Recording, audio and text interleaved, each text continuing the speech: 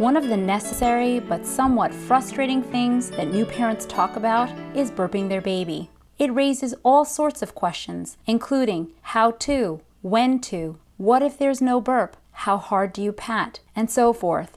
That's why we made this video series to help with at-home newborn care. This video will cover burping techniques. My name is Gladys, and I am a maternity nurse specialist for parent education at NYU Langone Medical Center. Burping your baby isn't always easy.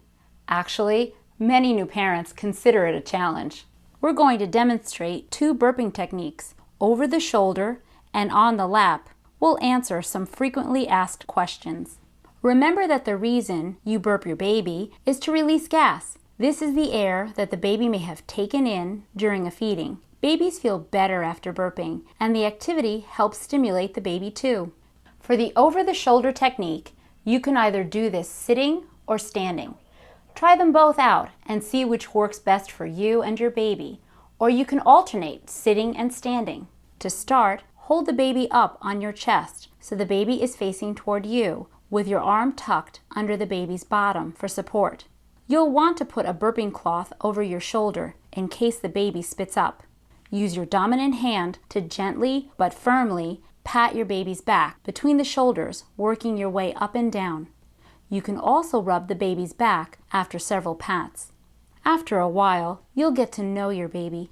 You'll learn what seems to work best. Keep in mind that breastfed babies tend to burp less because they take in less air than bottle-fed babies. And sometimes babies don't burp at all, which is perfectly normal. Burp your baby for about a minute and then continue feeding. If your baby seems upset and is crying, try standing or rocking your baby or talking to your baby.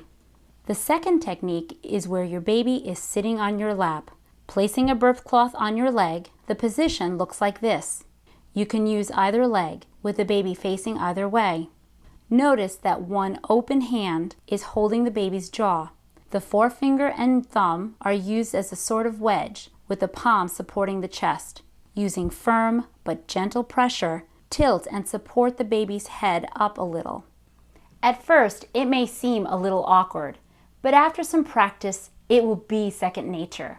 Remember that there is nothing wrong if the baby does not burp every time. And if the baby spits up, just wipe and continue. Again, use your dominant hand to gently but firmly pat your baby's back between the shoulders, working your way up and down. As we mentioned, you can also rub the baby's back after several pats. One common question parents ask is how often to burp their baby during a feeding. We recommend burping your baby after the baby feeds with each breast. But if you have expressed your breast milk and someone else is feeding the baby, try halfway through and again after the feeding. You may notice that if your baby starts to fuss while feeding, this may indicate the need to burp. Be patient as you learn what your baby needs and likes. Burping your baby is another activity that gives you hands-on contact as you touch, hold, and talk with your baby. All of this adds to the bonding experience. As you gain experience, burping your baby will also be a confidence booster for you. After all, there's nothing like experience, and we hope this at-home newborn care video has helped.